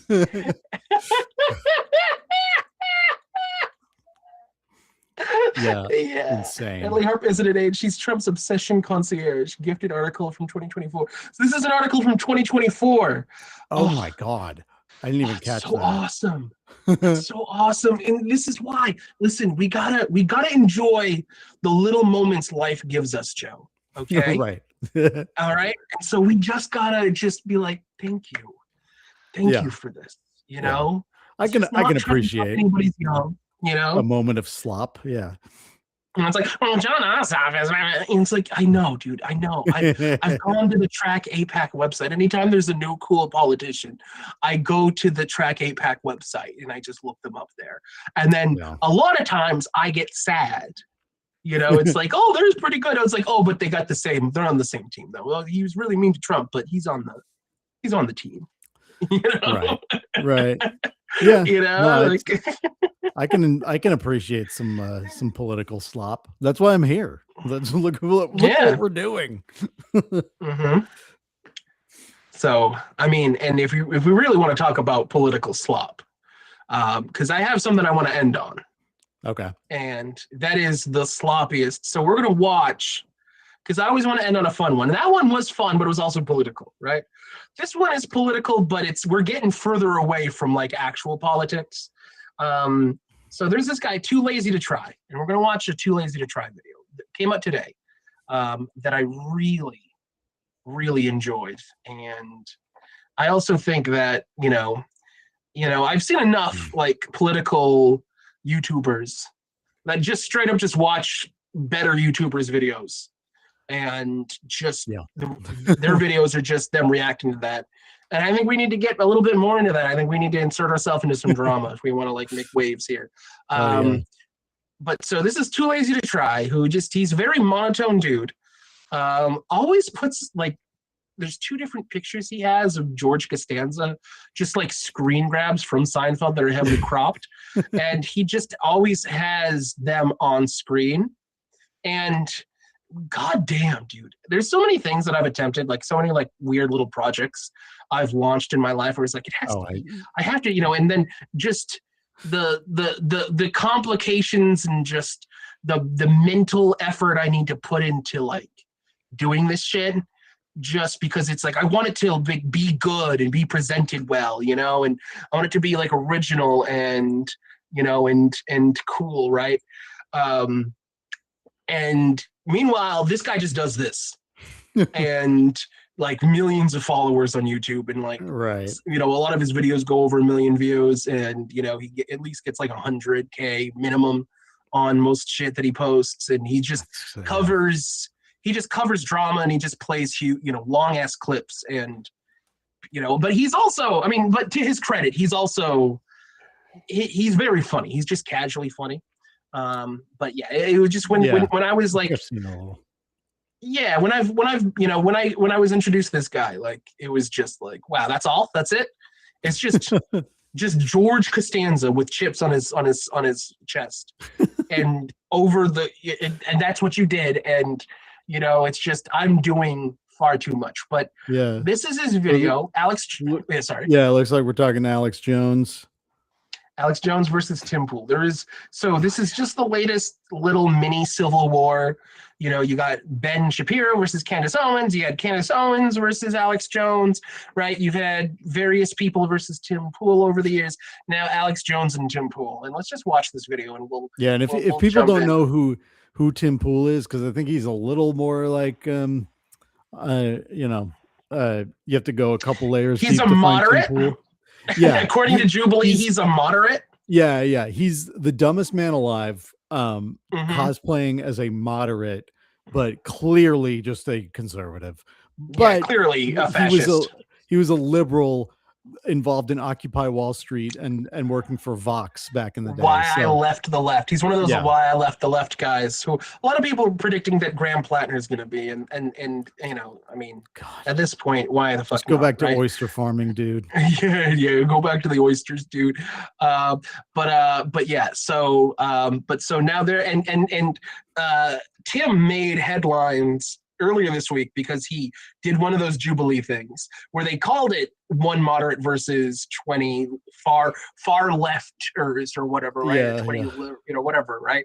And like, fuck you. This dude is that channel not is a psyop, right? Like, yeah, Jubilee is very much like you know, it's everything. You know, there's also like a big documentary about Ground News going around about how that's like actually a psyop, and that's been presenting like far right shit as if it was moderate, right? Yeah, that's a good so a lot video. of these things are, you know, just, you know, meant to like subtly pull society to the right, right? A lot of these are that kind of shit, right? But Tim Pool made headlines for rage quitting. He rage quitted because the dude pulled out a beanie and put it on to argue with, you know, against him. You know, anyway, which was great. But I missed that part. yeah, no, it was fantastic. And he just left. He just left the studio. Apparently he went back later and finished it because they're probably like, you're not going to get paid if you don't go back in there, right? So he was just like, I got it right, you know. But here we go. But he's now beefing with Alex Jones, who is a berserker. This dude is a crazy psychopath. Everyone look at Tim Pool met secretly with Benjamin Netanyahu. When he got caught, declared Chatham House rules. That means, well, I agreed it would be secret. Of course he did. Or sue me, Tim, if it's not true. Have your bots come out, have Netanyahu's little body bots. Say I'm alive. That makes it better. Because tomorrow on my show, I'm going to show it all. Why would Alex Jones, who was my friend, instead of calling me, just randomly start tweeting things going on his show and making these false claims about me? I had a phone call with a mutual friend, and I said, your friend is this a doesn't seem psycho, organic. And they said, it seems like someone's telling Alex what to say. Maybe he's back on the sauce. So what would make Alex Jones become a different person overnight? His whole life, Alex was the same person until just now. I did nothing. Well, that's not true. He attacked me. Oh, God. No, he's like, oh, you lost your audience because you're anti-Trump. So the gloves are off, not just with Tim Pool, but anybody that I've sat there and I've, quote, been friends with, that stabs me in the back, and then does this crap claiming you don't know why I'm pissed off at you. You think we're fucking stupid? So I'm just telling you right now, you don't want problems, just take my name out of your mouth, okay? But if you want to fight, you fucking got one. All right, so we have Alex Jones clashing with Tim Pool. These people are just imploding. Every week there's a new feud that breaks out. Like, all these people that used to be pretty friendly with each other now just spend all day on Twitter calling each other grifters. Dude, check out Professor X over here, dude. Yo, no beanie? Like, here's the thing, Tim, if you're watching, all right, like, I can't hide the fact that I am a fat man, all right? I just lean into it, man. Just lean into it. Here's the thing. This is not a terrible look. It's just anytime I see it, it is like a jump scare because you're always wearing that stupid beanie. Right. He almost looks like an adult without it. Yeah, I know. It's like this shit, bro. Like the Prof X look with the glasses and like the goatee. Like this is not a bad look for you. You would actually look like you at least knew what you were talking about, even though anybody who has heard you talk for 3 minutes knows that you don't know what the fuck you're talking about at any point in time because you are just a dumb idiot who gets paid by Russia to say untrue things. Allegedly. Or was it proven? It was proven, right? Wasn't it proven? I don't know. Anyway, yeah, I think it was pretty much proven. But we're gonna say allegedly just in case. Like this is not a terrible look. It's just that I am not used to seeing it when I see your face. So when I see it, I'm like, whoa! Right. Because it's just. Did you ever watch that? That it was funny enough that sketch. It was I Think You Should Leave sketch, and it was with Tim Heidecker, which is kind of funny because we're talking about Alex Jones, and Tim Heidecker is kind of become the new Alex Jones. Right? It's the new Alex Jones because the real Alex Jones popped like a balloon, and so there was that sketch, right, where he asked for was it like a bowl of gazpacho soup? And so somebody brings it to him and he's like, whoa, this is hot. And they're like, it's literally room temperature. He's like, yeah, but I was expecting it to be served cold. And if you're expecting cold and you feel lukewarm, it tastes like it's burning hot. And that is spiritually what it is like seeing pictures like this of Tim Pool, where I'm just expecting Beanie. And because I am expecting Beanie, this is burning my tongue off. This is blistering my tongue, you know? But if it was just always this, then I'd be like, oh yes, that dude who is cosplaying as Professor X, that is, gayer Moby, that is just what Tim Pool looks like, Right. Embrace what you are, man. Right. You got to embrace it. I will say, like, going bald, I think fucks with men's heads. Like literally. Mm-hmm. But it's like I remember always seeing guys who were like super balding, and they've got like comb overs, and they're doing that, like doing all sorts of shit to be like, no, I've still got hair, check it out, like I can do this there's still hair there. Yeah, and me with my fucking like shoulder length Jesus hair for so many years, I was like, what, man, it's cool, just like be bald if you're going bald. It's all right. But now I cut all my hair off because it was getting so stringy. Like it had like gaps in it. Because I'm fucking going bald. I'm thinning at least. Yeah. And like the sides of my head especially are like really like starting to thin. And of course, now I'm in the mirror every day, like, oh, but if I could have pushed it this way and curve it around, and then it looks like it's actually normal. Like, I'm lucky because based on genetics, I should be going way bald. And oh, really? I'm lucky, and I can and there's like little ways like I've like noticed, like I'll notice like I think I'm thinning up there. Like I think that like maybe around 40, the bottom's gonna fall out on this whole operation, right? But but if that happens, I'm gonna go gracefully, Joe. Right. All right. I'm not gonna be a fedora guy again. I was in college. We're not going back to that life, You know what I'm saying? I did my time with the fedora. Yeah. You can't make me go back. I've become a hat guy. Like I go out with a baseball cap on. Of course it's me, so it's like a Star Trek hat and shit. Like, but yeah, it's just in case people are like, oh, does that guy like sports? No, it's a Star Trek hat. Oh no, no. He might be a virgin. But yeah, so it's just listen, you could actually, I feel like the beanie, right, is metaphorically him clinging to the moderate turn, And I feel like if he could just admit that he is not a moderate and remove the beanie, I think he'd have a much better, more fulfilling, richer life, you know? Yeah. Being who he truly is, coming out of the metaphorical closet, so to speak, as a far-right Nazi. By you putting know? the beanie back in the closet. Yeah, by putting the beanie back in the closet. That is true. But yeah, so anyway, let's keep going.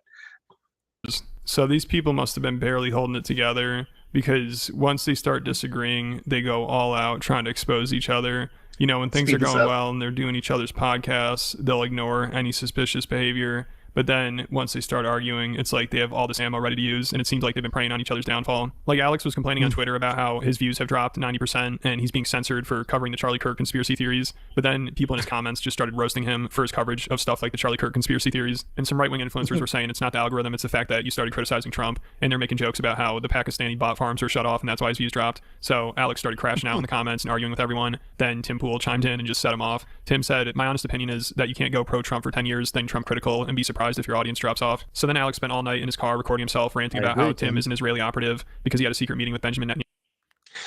I mean, they got a point. It's just, you can't, there's so much like Trump bullshit that you like co-signed, and so much like obvious like warning signs. There was so much foreshadowing of like what this term was going to be. Like every leftist and like anybody who leaned even slightly left pretty much nailed what was coming with Trump in this term. And so you can't be like pro-Trump. You can't be pro-Trump after January 6th. And then all of a sudden it's like he does the Iran war and you're like, you know, or he doesn't release the Epstein files and then does the Iran war and you're like, that's, you know what I'm saying? It's just like, yeah man, it's just you were sadly in for a pound. You were in for a pound. You know, you had all those pennies. Yeah, that's the like I've heard a few times, like it's got to be rough to be Alex Jones right now, because like he went all in with the Republican Party, and now all this shit he was talking about like 20 years ago, like they're gonna like put us all in FEMA camps and you know all this shit, and it's like, well, now the Republican administration you supported is actually doing all that. We have the you know panopticon like surveillance state.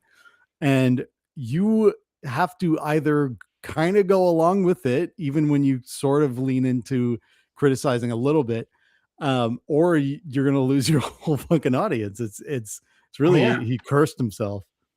Yeah. You know, you're on team this guy, you know, but I mean, I just also think that Alex Jones is just a deeply, deeply troubled human being. And I think that, you know, he's very like, he's like very like Kanye West like in that a lot of his antics are just the antics of a person who has deep-seated mental issues, and we are just watching a mentally ill person crash out, but because they are surrounded by money and enablers and they make a lot of people a lot of money, you know, they just can't get access to the help they desperately need. Right. And they don't have, and because they have so much money and they've have all this power because of that money, they have the power to say, no, I'm okay. Right. I mean, I think like on some level, I feel like Trump is kind of like that, you know, like, you know, like you see his Truth Social posts and you're just like, this guy is mentally unfucking well, you know, but so I think just, you know, Alex Jones, this is just Alex Jones is bipolar, just going crazy, you know, just going, you know, psycho mode, you know, so. Who last April, and now he's getting talking points from Israel and is being propped up by an Israeli bot farm. And he seizes on it and says, oh, you criticize Trump, your audience is gone, along with tens of thousands of others, so it trended to the top of X. They didn't all just magically come up with that instantly when I posted the video last night. So maybe Tim's just dumb and copied what the Israeli bots were putting out, but he does meet with the guy that gives the orders. So that's why I'm irritated. That's why I'm sick and tired of this garbage. And I just get too nice to these little swarmy, you know, people that you know, that sit there and act like they're patriots. The guy who gives the orders. You support Israel controlling our government. You support Israel taking over our military with the NDAA. If you support all this garbage, you're not American. You're a traitor and it's treason. It's been clear these guys all follow talking points and are in lockstep. They all deny they're taking money from Israel. put on record Israel spent $1.3 billion in the last 18 months. If you go back about 14 months ago, Tim Pool got caught meeting secretly with a bunch of influencers with Netanyahu, reportedly getting marching orders, according to sources. He said, yeah, I met with him and I'm proud of it, but I won't tell you what we talked about. Chatham House rules. And all I know is Tim Pool follows the exact Israeli talking points. So even though he's not taking money, he is following their talking points. I want to just say this. When I see Tim Pool putting out Israeli talking points against me, it's just absolutely disgusting. And it's shameful what he has become. And I'm going to show Netanyahu launching the Eighth Front war a year and a half ago, right before you met with him. And we're going to expose it all. We're going to show how at the exact same time last night when I posted a video about the new algorithm sits in all the live streams, within minutes, hundreds of people saying the exact same thing came out. Are they on the payroll? Not, probably not, but some are. You can't hide from the truth. You can't hide from the truth. And so we're going to expose it tomorrow, 11 a.m. Central. So then Tim accused Alex of getting a call, to attack him. And I'm going to be honest. Team Jones here. Critical sport.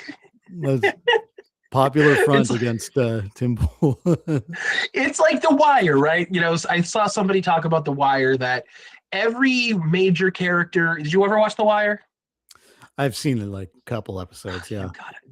Joe, you need to fucking watch The Wire. Okay, that's like, dude, you should have got that out of the way in your 20s, man. That's just pathetic. But you need to go back from the beginning and watch every episode of The Wire, please. Thank you. That's your homework. Okay. That's your homework, Joe. All right. Start The Wire. Also, the first episode is painful. You got to make it to episode 6. Just note that. The first episode, you're like, what the fuck is this? And then 7 episodes later, you're like, oh, actually, this is a masterpiece. I'm watching a masterpiece. Okay. But the first episode they just drop you. The problem is that the first episode is like a mid-season episode. Where you're like, what? Who are all these people? Why do any of them matter? And then 6 episodes later, you're like, they matter so much because this is a masterpiece, right? But anyway, so it's like The Wire in like. Every major character in The Wire is like the protagonist of at least one plot line and the antagonist of at least another, right? Where, there's no one character that is like all that. Some characters are antagonistic way more than they are protagonistic, right? But, even some of the worst villains of the show do get like subplots where they are kind of, kind of the hero, right? And it shows how that shit's relative. So if it's like Alex Jones v. Sandy Hook family, I'm gonna always be Sandy Hook family. Right. I hope that dude pays out every cent. I hope that dude never knows a day of peace in his life, right? But him versus Tim Pool, I'm sorry, I'm going with the funny guy. I'm going with the dude who just, the dude who's at least comfortable in his skin. Like Alex Jones is like a slovenly like mess, and he'll come out shirtless and ranting and drunk, but at the very least he's comfortable. He's not fucking, what is this? Get this out of here. Yeah, he's like, Alex Jones is a showman at the end of the day. Like, he puts on it's not a great show, but he puts on a show, and like it's a show I'd never watch a full episode of. Yeah, but like there are fun clips of that show. Tim Pool flips the camera on, does just enough time to get the ad revenue, and it just like reads out some articles he's never seen before. Like he is like pathetic. Yeah. So anyway, let's keep going. And he claims a bot farm with the same talking points as Alex is attacking him as well. So then Alex accused him of getting a call from Benjamin Netanyahu. I guess it's battle of the sellout grifter bot armies that none of these people seem to care about until shit hits the fan and they start arguing. Alex was on Tim's podcast earlier this year after Tim already met with Benjamin Netanyahu and had that tenant media deal that was funded through Russia. So it was already pretty clear Tim's a shill, but now Alex is just starting to realize it, or just starting to admit it. Like now he claims Tim is taking marching orders from Israel and he's a smarmy, backstabbing grifter. And Tim's all surprised that Alex would say something like that about him, but he did kind of start it here by kicking Alex while he's down. Alex is complaining about how he's not getting any views anymore and he's going broke, and Tim's like, that's what you get for turning on Trump. So I don't know why he's shocked by this and acting like Alex has to be getting paid to say something like this. I mean, he's also always looking to fight people, so Tim was kind of asking for it here. Oh, you lost your audience, nanny boo boo, stick your head in doo doo. You can't come to the cool kid table in 5th grade. We don't want you at our Howard Lutnick, Jeffrey Epstein table. And I'm just like, when did you guys become 10-year-olds? I mean, seriously. I said, this is probably a bug. It needs to be fixed. This absolutely sucks. And I'm drawing attention to it. And you're like, no, everyone just stopped listening to you because you're anti-Iran war and you question Charlie Kirk. Look at the quartering. Let's scroll up. Maybe the Pakistani bots are asleep. Alex, as a daily viewer, I personally tuned out since you've been on this "the Jews killed Charlie Kirk" nonsense. I'll tune back in when you come back to your senses. What did my post have to do with Jews? I didn't say the Jews killed Charlie Kirk. That's what most internet thinks. I've looked at all the angles. Tim Pool casts foul after attacking Alex Jones, InfoWars founder, calls on Timcast host to come clean on secret meetings with Netanyahu and Israeli officials. And then all the bots, the same when known bots. I was watching this earlier, I was like, wait, this is a brilliant printing things out and then just having like the pen. Yeah, like that, I like that. Like, and having like the camera like on the table. Like, I actually, aesthetically, I really like that. Yeah, and you can like 'cause draw on it and shit. He was always pulling up documents. That was his thing. It's in the documents. Like this is I mean I think they would pop them up sometimes, but like this is like some Johnny Harris shit. This is some real New York Times like NPR shit. If I ever lost my job, I would immediately like pivot to like streaming like 8 hours a day and really like kind of go for it. And like and the first, I think what I would do is I would try to set up like this kind of setup, and I would try to like have things printed out that I could like I'd have like a desk cam, because that is, I saw that and I was like, that's super cool. And I also love that it this picture. Yeah. Why is it this picture? The only reason I can think of is like, oh, he wants this. He wants this on screen. He wants this on screen. Because the other thing about that picture is it's Alex Jones looking probably the best he's ever looked. Because like a quarter of his face is cut off. So and his beard is actually looking. He's got the cropped beard. He's like, he's. But I maintain Tim doesn't look bad in a vacuum here. It's just that, it's no glasses and beanie. He needs to go from no beanie glasses. You can't be no glasses beanie. It is just not, that's not serving you, Anyway, we're not going to relitigate that. All right, let's keep going. Came in and influencers, that's what they are, shills, and said, oh, he announced the meeting. It was public. It was on TV. He had Netanyahu on the podcast. None of that happened because I've known Tim a long time. I've been nothing but nice to Tim. He's done some swarmy kind of backhanded things here and there. He's kind of known for that. But that's the reality. So I got to tell you, Tim, you got big old huevos rancheros there, pal, saying, I got a call. Who did I get a call from, pal? Because I didn't meet in secret. I didn't meet in secret with Netanyahu. Alex got the call. That's the simple explanation. Print out the tweets. Call from Netanyahu. What call? Is that what happened? Is that what? Do you think he has enough staff still that like he has people printing out tweets for him, or is this like Alex Jones himself, like ChatGPT, write me an article about Tim Pool? I don't know, because he owes like $1 billion to the fucking Sandy Hook victims. I know, but like at the same time, I can't see him like setting this up on his own. Man, neither. But I just love he's just JewishInsider.com, man. He's just printing out it's just like, also it's like, Alex, you can't afford this. You can't afford your printer's gonna run out of toner, man. Yeah, like you can't like you gotta keep it on screen until you get some more walking around money, Okay, let's keep going. Went on.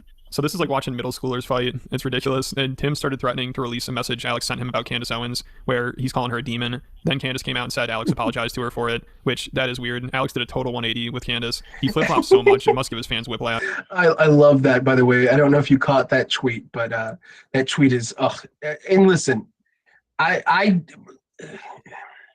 Candace Owens is a terrible human being. Oh, yeah. But again, in certain situations, I'm rooting for her. In certain matchups, she's very good at this. And I'm sorry, I'm rooting for the person who says, this is supposed to make me angry, but this is just another example of your hyper feminine behavior, Tim. Like that is awesome and ruthless. So, Hell yeah. Okay, let's keep going. Which, that is weird. Alex did a total 180 with Candace. He flip-flops so much, it must give his fans whiplash. And that's what people are saying in his comments with the Charlie Kirk stuff. Because I think within only a few months, Alex went from being Candace's #1 critic and saying she's a globalist CIA deep state operative to then apologizing to Candace and promoting theories even crazier than hers. Alex thinks the only theory that makes sense now is that Charlie faked his own death and is still alive. He went from trying to debunk Candace's theories and crashing out on her for promoting insane theories to then saying Charlie staged his death. So I don't know what the hell is going on anymore, and it's disappointing because watching Alex crash out over Candace was so entertaining. That was some of the best work. Candace Owens is really a man. Candace, also known as Big Mike Jr., got Erica Kirk pregnant. Charlie found out about it, and that's why the two of them got together and conspired to assassinate Charlie to cover this up. Candace has a little lantern that has Charlie Kirk in it, and she can rub it. And then, like she said, the dreams.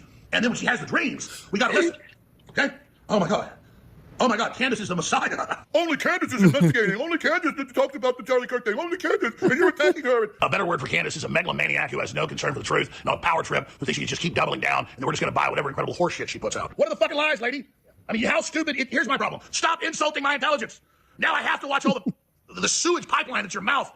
Just that I have to examine all the turds that come out of it and sit there and explain to people, and then you keep doubling down. I want to not look at this. I want you to stop the lying, stop the horseshit, dredging up horrible, bizarre con men, huge pedigrees of scams and bashing women's heads in on record. Man. You're like, well, big deal, he bashes all these women's heads in and everything, lies about everything. But he was there. He's got proof. He was acting so weird. They detained him and asked him what was going on. So he was losing his shit over her, and it was hilarious. He's not even and on he thought set Tyler Robinson there. was the one that killed Charlie Kirk. He just had to get that out. Like, I mean, how real do we think that is? Like, in his head, when he's saying these things, do you think he believes them, or is it like, I'm just farming attention? I don't know. I think it's like impossible to tell where the real person ends with Alex Jones, especially at this point. Like, yeah, this dude for like 30 years has been like playing this character almost. And yeah, it's like the saying goes that like if Alex Jones didn't exist, the CIA would create an Alex Jones. Like, that is the perfect like way to be able. It's the perfect guy to be able to point to, like, oh, conspiracy theorist, like this guy, this insane person. So just discredit every like alternate theory. It reminds me of this so there's this Boston comedian named Sam Ike. If you're familiar with local Boston comedy, he got himself in a little bit of hot water for stuff, but he did have a bit that I really loved years ago. I don't know how often he did it, but I heard him do it one night where he was like, somebody asked me, oh, what do you think would have happened if Amy Winehouse would have survived? And he was like, I think she would have died.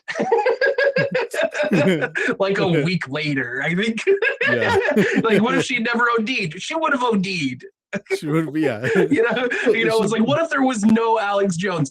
There would be an Alex Jones. There would be a different Alex Jones. It wouldn't look like this, but there would be one. It's just we need a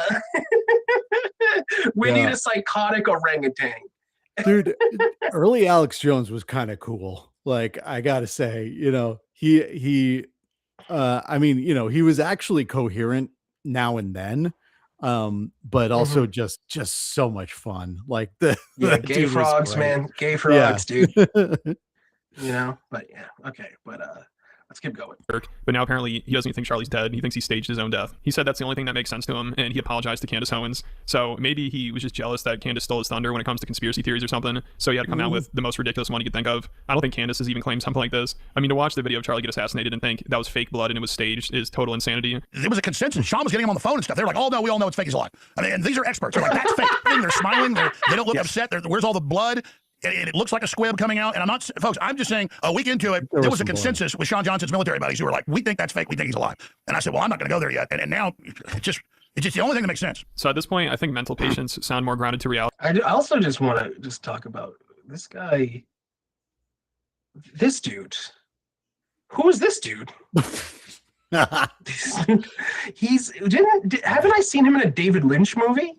Isn't he? Wait, Jesse didn't on he? fire? Is that? Yeah, is he? Wait, Jesse on fire. Wait, wasn't he? Wasn't he like the leprechaun? Was he? Wait, was he just the leprechaun from the Leprechaun horror movies?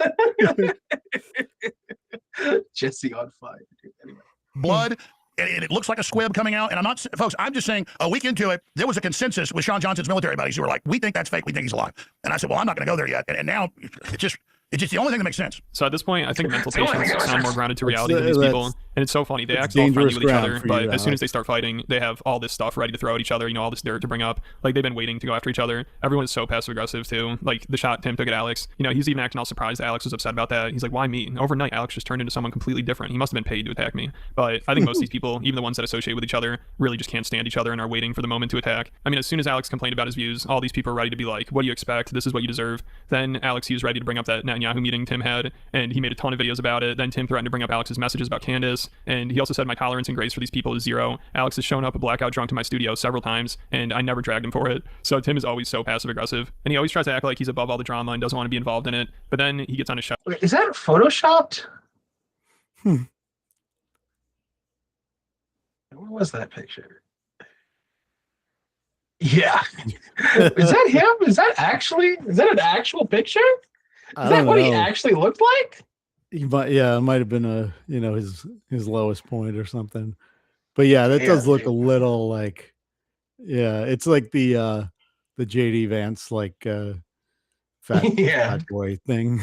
It looks kind of deep faked. I mean, you look at I don't know, right here, it kind of looks like, I don't know if I think that's a real picture, but anyway. Yeah. And he always tries to act like he's above all the drama and doesn't want to be involved in it. But then he gets on a show and says Alex is going broke, and he's probably accepting money from nefarious sources to attack him and the right. It sounds like he's even trying to put pressure on Alex's employees to quit because they know Alex isn't doing the right thing anymore. I'll say this. I see it as one of two worlds. My personal opinion is that the simple solution actually is that Alex is working with a political action committee that is also coordinating with other individuals for the purpose of this new political paradigm. You don't change who you are. I mean, it's been 30 plus years he's been in the industry. Yeah. And all of a sudden his character is so that, let me tell you, I tweeted at Alex, can I publish the voice memo you sent me about Candace? I won't do it unless you give me permission. And he just stopped responding to me. He won't respond now. For him, 7 months later, to completely have inverted all of his positions, I find to be suspect. But wouldn't it make more sense for him to come to you as a friend and be like, hey, I'm struggling with my business. I can't give him money. But to come on the show or promote each other, wouldn't that make more sense than to just completely turn on you? I mean, not if he's being offered money. Yeah. I can't give him money. What am I going to do? Here, Alex, let me write you a check. It's not going to do anything. But imagine there's a political action committee, and they said, listen, as we go after the midterms, this is going to be the play. You can see that, Tucker and Anna Kasparian are completely aligned in their worldview at this point. For someone like Alex, who was a friend of ours for years, to abruptly and seemingly for no reason be like, F. Tim Pool, he works for Benjamin Netanyahu. It's just like, okay. That makes zero sense. What just happened? It's irrational. Yeah, it's like, Alex Jones was my friend. He literally would just text me stuff. We would talk. We had a conversation once about what private jets to buy. Just like, that's what people talk about. He was like, Tim, I'm telling you, you give a good jet for about $1 million. And I was like, Alex, I'm not buying a private jet. And now all of a sudden he's just like, I think Tim we Pool, were he's secretly texting about Netanyahu that the other day. And I'm just like, out of nowhere, I got people texting. No, it was about what's the best brand of ramen? It's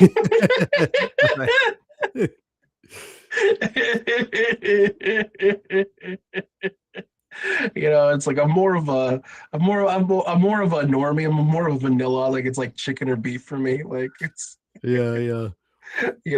Maybe if we're feeling feisty, we get the shrimp. If we dare. Yeah. Yeah. Actually, me and my wife, we bought a couple things of like Jif, like peanut butter ramen bowls. She ate hers and it smelled baffling. Yeah, I'm sure.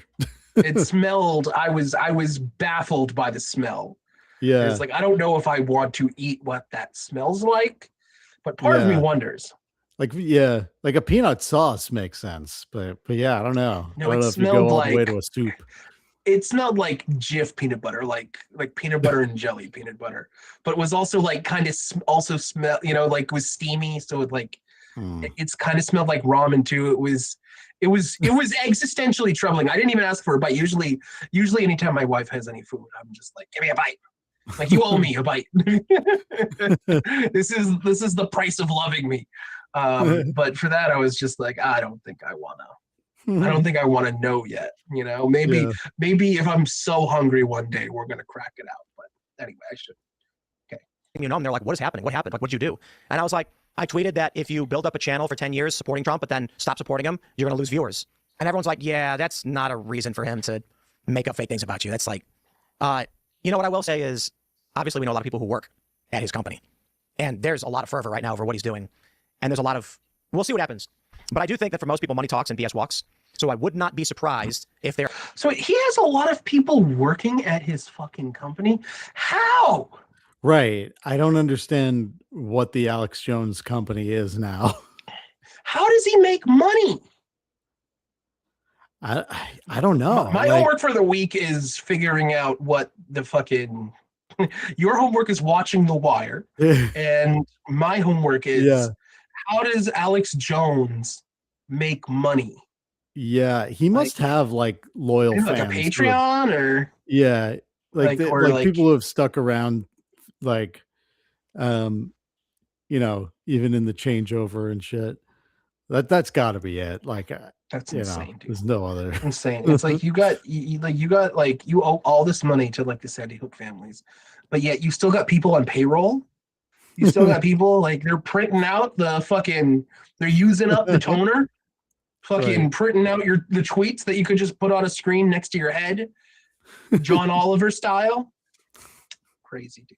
Are people who just duck and keep their heads down and sacrifice their morals for the paycheck. There's a lot of money sloshing around right now. Yeah. From a lot of different... I'm just saying, do you expect anybody who works with Alex to stop working with him because they think he's a bad guy? No. How much you want to bet? None of them will. They'll just say, leave me out of it. Yeah. I mean, just fair to some degree. I mean, yeah. People got to get food on the table. Then Tim started saying the people that are attacking him are just talentless and jealous of his success. He did a lot of coping this episode because it was also after that Jubilee debate where Tim, of course, embarrassed himself. So he was getting a ton of shit for that and Alex Jones stuff. Did they change? Because originally it said moderate. Moderate. Yeah, they changed. Did they change it? They really? I'm going to Jubilee's official page to see if it. Because they really cave. Yeah, Jubilee. I saw when it was moderate. Yeah. Okay, so Tim Pool versus progressives. Yeah, they changed the thumbnail. They changed the title. Tim Pool versus 20 progressives. That is hilarious. That is hilarious. So I think they did that with Jordan Peterson's too, because it was supposed to be like a Christian versus 20 atheists. And then Jordan Peterson is so fucking pedantic that you can't pin him down on anything. So like they were like, okay, so you're a Christian. He's like, well, who told you that? Like, like I'm not committed to that belief. Like, what the fuck is this then, dude? Like, the dude answering the emails was not the one who showed up that day. I promise you. Yeah, Tim Pool versus 20 progressives. That's crazy. That is hilarious that they got shamed into changing that. That's awesome. Yeah. Man, just that fucking beanie, dude. Just now that I've seen the real him, it's just be you, baby girl. Just be the real you. It's like I want to like the what was it, the Magneto and Mystique, like show me the real you. I said the real you. Oh yeah. Take off the beanie, put on the glasses. Perfection. I think that's why he kept bringing up how rich he is and how much money he makes to make himself feel better, even though he also always complains about how he doesn't make enough and his views are down. It seems like usually at least twice a year he crashes out and threatens to quit and is like, it's not even worth it for me anymore. I'm just going to go live in a van down by the river. He even said that this episode. It's like he wants people to be like, no, Tim, please don't. We need you. But people are just like, dude, do whatever you want. I'm just sick of the bitch. Like, I don't know. People who say that it's like you could survive a day without Twitter. Like you would have... it's like the last thing you ever want is to be alone with your fucking thoughts, dude. That's why you keep the beanie on, man. Right. Like that's why you wear the beanie, to keep the thoughts from getting out, Yeah. Just like shut the fuck up. And moaning all the time. Now everyone's just complaining about each other complaining. Like with Alex and his views dropping, nobody wanted to hear it. So it's every man for himself out there. I think the days of everyone getting along and doing each other's shows are over, and now it's just a battle to stay relevant, which Tim claims people are attacking him for the views and clicks because according to him, they're lower tier personalities and they need to attack someone more successful than them. Clint Russell has been just making things up about me because he gets retweets for it. Because these people are I don't know. Like, there's probably a reason why they're lower tier personalities. I'm not saying lower tier is a disrespectful thing. I'm like, obviously my show is bigger than their shows. You know, maybe there's a reason why Timcast IRL is so big, and we've got this massive multi-million-dollar compound and with a skate park in it. You know, like we make stupid amounts of money. It's not a humble brag. It's just maybe when you actually have like a consistent through line of what motivates you, you will do better in business. And that was kind of the point that I was making with Alex. And maybe this is what really changed with Alex is, you know, he just doesn't have the backing anymore. He doesn't have enough critical mass of allies. Also, now I think it's more profitable for these people to attack each other rather than work together and do each other's shows. You know, like going on each other's podcasts isn't what it used to be. And you get more exposure now from trashing Tim Pool rather than doing his podcast. So that's another reason why I think people don't care to be friendly with each other anymore. And it seems like Alex is backed into a corner. You know, he lost InfoWars. He said his views are down. He doesn't have much money left. Joe Rogan never has him on his podcast anymore. Him and Trump hate each other. And it just seems like he's getting kind of desperate. So I think he's just ready to go off on whoever. And he doesn't care anymore. Alex, you don't have viewers because you're not pro-war. You're not pro-Netanyahu. And then I'm like, dude, that's really cool. I'm like, oh my God, you hurt my boo-boo. You're being mean to my poopy. I mean, dude, you're I challenge you to a live debate. I got a text message from friends. They're like, bro, do the debate. It's going to be huge. And I'm like, what are you talking about? Alex tweeted, invite to debate coming soon, Tim. And I'm just sitting here being like, debate what? Like, what are we debating? We agree. It's fake.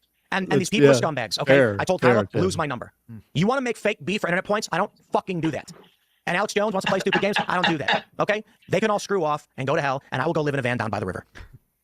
Yeah, you think I'm joking. So I think Tim's scared. Once Alex challenged him to an in-person debate, he's like, what are we going to debate about? You know, we agree on everything. Even though he was just calling Alex out for turning on Trump, and Tim is always defending Trump and acting like everything's a 4D chess move from him. They also obviously disagree on Israel, but now Tim's pretending like he's anti-Israel. So him and Alex agree on everything. You know, it sounds like he just doesn't want that smoke from Alex Jones, and he's trying to defuse the situation. He also said he would do a debate for $300,000, but Alex doesn't have the money, which Alex took offense to and challenged him to a bare-knuckle boxing match. Well, I mean, if you want to debate, you can take a position. So I say yes, absolutely. $300,000. That's awesome. Wow. You know, he doesn't have 300. Maybe you can do a GoFundMe for it or something. So what a cowardly move. Jones doesn't have enough money. He's not in my class to even debate me. I'm a god up here above him. Even though since it came out that he met with Netanyahu in secret, his audience, which was not even that big before, has gone like this. That's the type of chicken shit arithmetic that we're dealing with here. Let me make it simpler for you, Tim.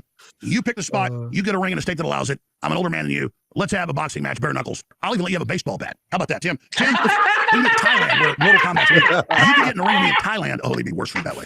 Let's give you a sword. Let's give you an axe. I'll get in the ring with you in Thailand. You can have a sword and an axe. Oh, I guarantee you lose that way.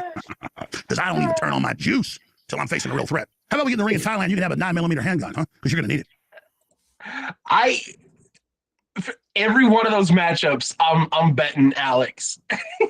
Yeah. He wants it more. That's just... He wants it more, dude. It's just fucking, you give Tim Pool the baseball bat. I don't think that's enough to keep Alex Jones. I've just seen both of their average energy levels. Yeah.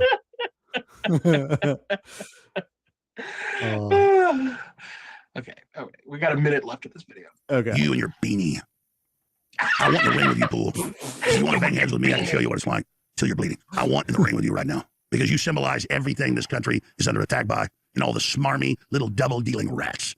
I want Tim Pool to be the champion of Netanyahu. You can wear your trunks, the Star of David right there. You can have rabbis there doing chants because you've got that magical beanie. The mothership yarmulke that gives the orders all out to all the other yarmulkes. So shit's getting out of control. I'm sure this will just lead to more rifts and people having falling outs with each other. It seems like this stuff is reaching a boiling point, especially with the Charlie Kirk theories and Tyler Robinson's trial coming up. That just keeps getting more intense. And there's that debate between Candace Owens and Andrew Wilson, which I covered on Patreon. I have a 40-minute video about that. It's definitely worth checking out. That was a big one. And there are over 200 exclusive videos. I cover a lot of Alex Jones's crash outs on there. So if you like this video, want extra content, and want to stay up to date with everything, it's definitely worth it. There'll be a link in the description. I challenge you, Tim, to trial by combat. You will wear the blue and white and the Star of David. I will wear the red, white, and blue. I'm calling out Netanyahu's champion. I'm demanding trial by combat publicly. If you fail, Israel must withdraw from trying to take over the U.S. government and get out of the NDAA and stop the war. If you win, we launch nuclear weapons to destroy the entire planet to bring back the Messiah. Tim Pool, the ball is in your court. Has Israel agreed to this? Oh my God. Wait, what did you say? Good. I'm sorry. Has Israel agreed to this? Please. Oh, please. Dude, that's so great. I put my favorite Alex Jones clip in the private chat. Maybe that'll close us out well. Okay. All right, let's pull this up. All right, wait a second. Okay, wait. It's so weird seeing the InfoWars logo, like how God meant it. Like, pull that up. Yeah, this is Look at, we got some OJ. I miss the old Alex Jones, the straight from the gold Alex Jones. Okay, I hate the new Alex Jones, the bad mood Alex Jones. All right, let's play. I'm a pioneer. I'm an explorer. I'm a human, and I'm coming. I'm animated. I'm alive. My heart's big. It's got hot blood going through it fast. I like to fight, too. I like to eat. I like to have children. I'm here. I got a life force. This is a human. This is what we look like. This is what we act like. This is what everybody was like before us. This is what I am. I'm a throwback. I'm here. I've got the fire of human liberty. I'm setting fires everywhere, and humans are turning on everywhere. That's just so like that. I got to start playing that like every morning. Just get myself fucking going. Absolutely, man. I've never seen that before. That is beautiful. Yeah, there's something like poetic about it. Yeah. Yeah, that was art. That was really beautiful. Yeah. You know, it sucks that he is an evil person who proliferated horrible propaganda and convinced my mother that for a brief couple-year period that Sandy Hook was a hoax. Because, you know, if he didn't do any of that, I would think he was at least, you know, like, I always gotta, anytime I'm like glazing any clips of him, I gotta like put an asterisk like, but also he did convince my mother that Sandy Hook never happened. So I gotta dock him points for convincing my mom that Sandy Hook was a hoax. Yeah, when he was saying that like Charlie Kirk's still alive and shit, I'm like, Alex, be careful. You know, you can take the fucking, you know, you take the you take the dog out of the park, you can't take the park out of the dog or whatever. You know, like, I don't know, man. Yeah, he's really something. It is, oh God. It is, that is, I mean, you know, I hope it's, did you ever see 7 Days in Hell? No. I hope it's, I'm hoping for a 7 Days in Hell. Great HBO, like 1 hour special thing. It's a Lonely Island thing.